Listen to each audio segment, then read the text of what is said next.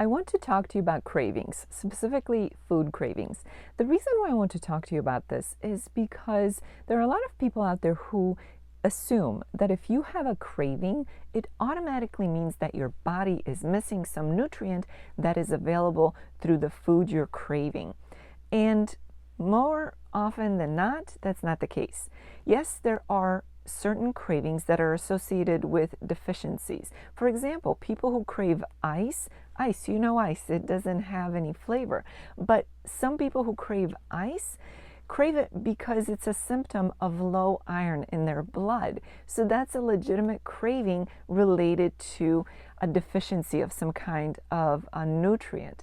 But if you're craving junk food, if you're craving sugary treats or potato chips or any other highly processed foods, it's much more likely that this has nothing to do with a missing nutrient, but rather this is because through a poor diet, you have created a microbiome, an environment for certain kind of bacteria and microorganisms that feed on those type of unhealthy foods. So if you provide an environment that feeds bacteria and microorganisms that thrive on that poor environment, then you'll get more of that bacteria and microorganisms, and they will actually prompt your body to crave more of the kind of sustenance that created the environment to begin with.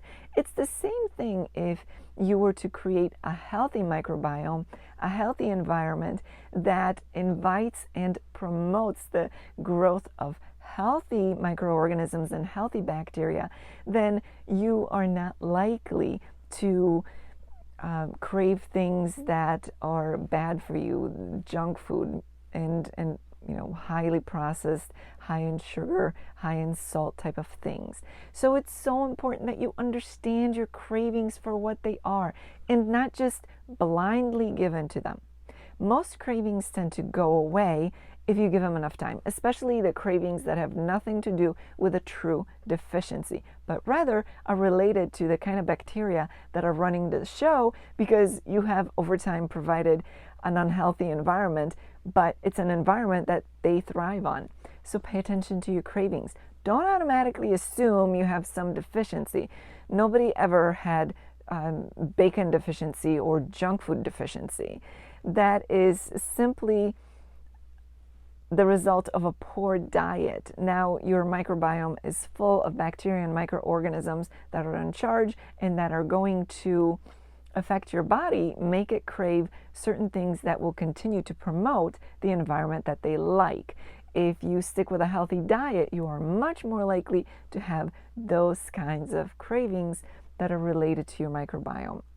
But if you really do have cravings that don't seem to go away, if you try to wait them out and get busy, distract yourself, but they never go away, perhaps those are then related to some kind of nutrient deficiency, and it may be worth having a conversation with your doctor or healthcare provider. But before you open up that bag of chips or cookies or whatever other junk food that you're craving and convince yourself that your body must need this, don't be fooled. Don't let the little guys be in charge of you. Think about it, try to figure it out, and then go from there. And a good way to proceed is to try and outweigh them. Distract yourself with something else, get busy with something else, and chances are the cravings will go away.